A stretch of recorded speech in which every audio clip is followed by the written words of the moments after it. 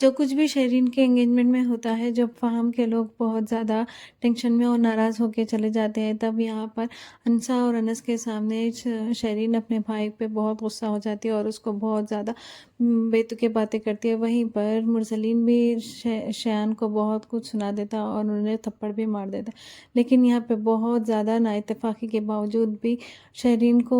کچھ سمجھ میں نہیں آتا ہے۔ یہاں پر انس کہتا ہے تائی جان کو کہ اگر یہ تھپڑ آپ پہلے مار چکے ہوتے تو بہت اچھا ہوتا۔ وہیں پر جب شرین کمرے میں آتی ہے اور وہ فہم کی ناراضگی برداشت نہیں کر سکتی، انہیں میسج کرتی ہے تو فہم بہت ناراض ہو جاتا ہے اور میں نے بہت کچھ سوچا تھا تمہارے ساتھ سن رائز جا کے دیکھوں گا، پر تم اور تمہارے لوگ بہت خراب کر دیے ماحول۔ تب یہاں پہ شرین فہم کو ناراض نہیں کرنا چاہتی تو وہ اپنی ماں کو بہت سمجھاتی ہے اور بھروسے میں لے کے وہ فوراً سے نکل جاتی ہے فہم کے ساتھ سن رائز دیکھنے کے لیے۔ جیسا وہاں جاتی ہے اور وہاں پر فہم بہت زیادہ کوشش کرتا ہے کہ شرین کے پاس آئے، اس کا فائدہ اٹھائے، لیکن شرین اس کے بہت زیادہ دور رکھتی ہے اور کسی صورت اپنے آپ کو بچا کے واپس گھر آ جاتی ہے۔ واپس گھر آئے تک یہاں پر شرین کی ماں بہت پریشان ہوتی ہے اور وہ کیا پتہ نہیں کیا سوچتی ہے کہ شرین کے بارے میں کہ وہ صحیح سلامت آئے گی یا نہیں۔ وہیں پر فہم انسا اور انس دونوں کے ساتھ میں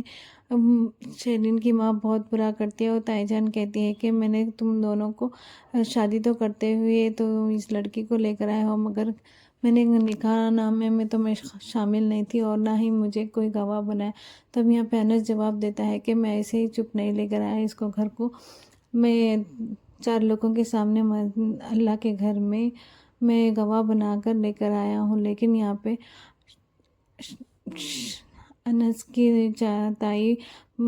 سنتی نہیں ہے اور وہ دونوں کے بیچ میں بہت زیادہ کردار پہ باتیں ہوتی ہیں۔ جب یہاں انسا کہتی ہے کہ اگر آپ پھر سے اگر ایسا کچھ کہیں گے تو میں بھول جاؤں گی کہ آپ انس کی تائی ہے اور میں اتنا ہنگامہ کروں گی۔ پھر بھی یہاں پر انسا اور انس ایسے ہی خوشحال رہتے ہیں، لیکن یہاں پہ گھر میں سب لوگوں کو یہ لوگ چپتے رہتے ہیں اور وہ کسی صورت بھی بچانے کی کوشش کرتا ہے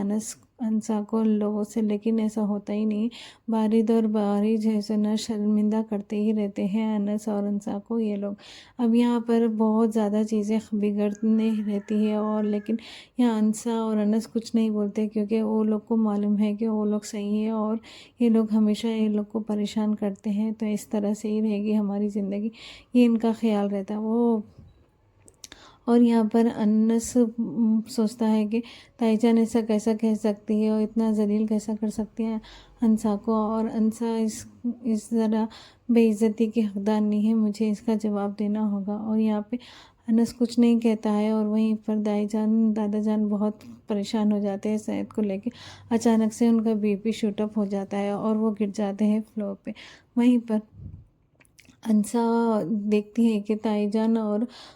تائی جان دونوں مل کے اپنے بچوں کو کس حد تک سیٹ کرنے کی کوشش کرتے، لیکن وہ بہت زیادہ ہر وہ طرح سے کوشش کرتے لیکن وہ سیٹ ہو جاتے۔ وہیں پر انس کو کوئی بھی سپورٹ نہیں ملتا تائی جان اور تائی جان کا، تو یہاں پر انسا اور